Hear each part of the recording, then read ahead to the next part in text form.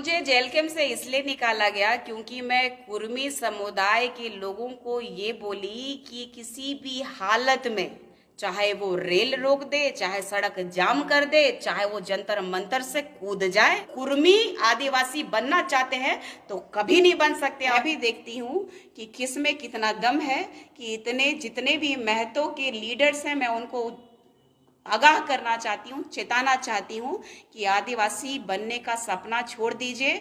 आदिवासी पैदा होते हैं, लोग बना नहीं जाते। मुझे पार्टी ने इसलिए निकाला क्योंकि वो अपने कुर्मी समुदाय के प्रति बहुत ही लॉयल है। मैं सोचती थी कि एक गरीब का बेटा कैसे संघर्ष कर रहा होगा, लेकिन यहाँ तो माल बटोरने में सब के सब लगे पड़े हैं। पूछ लीजिएगा जेल कैंप के बड़े बड़े पदाधिकारियों से, इन लोगों का जो चल रहा है, चाहे बालू के में पैसा चल रहा है, चाहे गाय का पैसा चल रहा है, चाहे कोयला का पैसा चल रहा है, तो पता कीजिए आपका एनटीपीसी का पैसा चल रहा है, कॉलेजेस का पैसा चल रहा है, तो कहां कहां इन लोग धांधली कर रहे हैं। और मैं ये जो है जयराम की पार्टी और जयराम खुद पैसा ले रहे हैं। पार्टी से 6 सालों के लिए निष्कासित कर दिए और आज वो बीमार हो गए।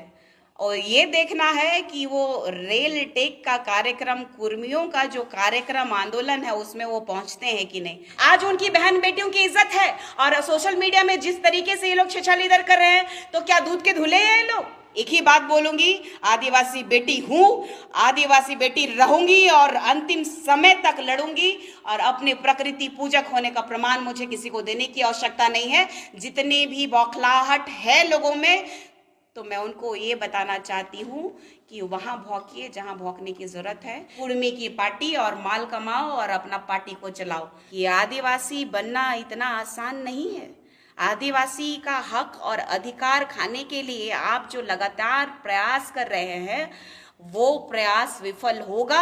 ये सिर्फ और सिर्फ राजनीतिक स्टंट है। अगर कहते थे, सोचते थे कि ये काशी में एक भारी है। मैं इंतजार कर रही थी इस समय का, इस मोमेंट का। आज मैं बहुत खुश हूँ कि मुझे पार्टी ने इसलिए निकाला क्योंकि वो अपने कुर्मी समुदाय के प्रति बहुत ही लॉयल है।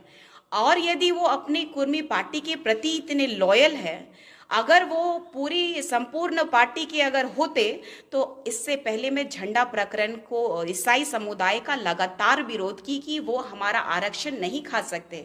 आदिवासियों का आरक्षण वही खा सकता है जो आदिवासी है, जो रूढ़िवादी परंपरा को मानने वाले, प्रकृति पूजक जो है और विद्यमान विधि में जो अंकित है, विद्यमान विधि से जो बाहर चले गए हैं, वो आरक्षण के हकदार नहीं होते हैं। मैंने उनका जब लगातार विरोध किया, तब भी पार्टी के